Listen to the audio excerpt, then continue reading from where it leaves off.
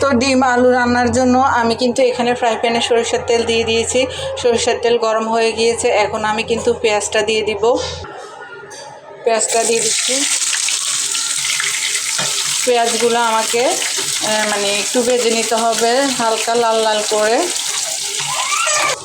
পেঁয়াজগুলো মোটামুটি ভাজা হয়ে গিয়েছে, এখন আমি রসুন আর আদা বাটা একসাথে দিয়ে দিব।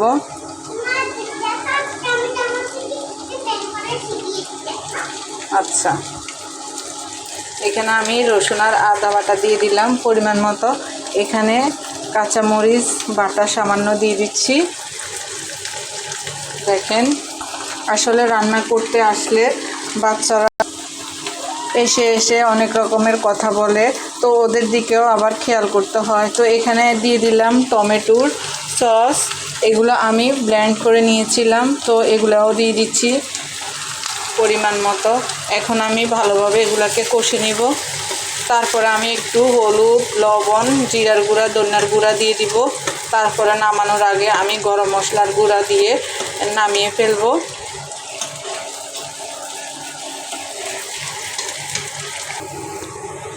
তো আমি কিন্তু বাকি মশলাটাও দিয়ে দিয়েছি দেখেন এখানে। তো এগুলো কিন্তু ভালোভাবে এখন কষে নিচ্ছি। দেখেন মোটামুটি কষানো প্রায় হয়ে গিয়েছে, এখন আমি পানি দিয়ে আরও ভালোভাবে এগুলো কষে নেব। তো দিয়ে দিচ্ছি পরিমাণ মতো পানি। এখন আমি এগুলো আর একটু কষে নিব।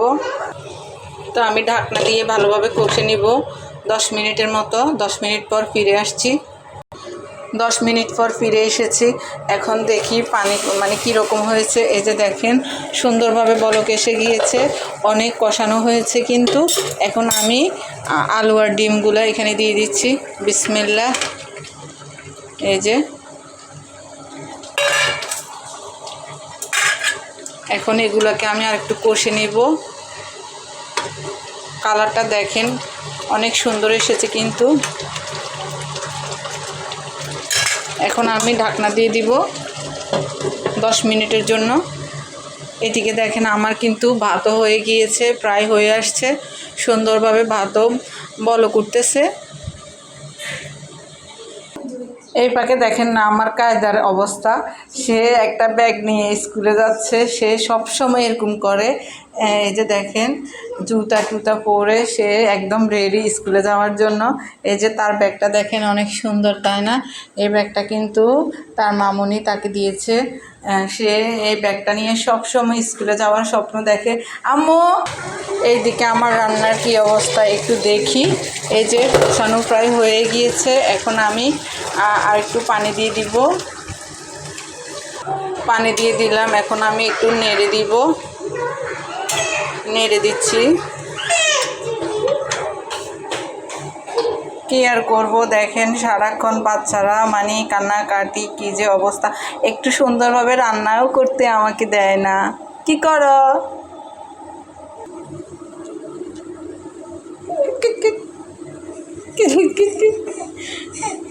আমার রান্না করতে, ঘরের কাজ করি আর ওদের সাথে দুষ্টামি করতে করতে আমার সারাটা দিন চলে যায়। না না না।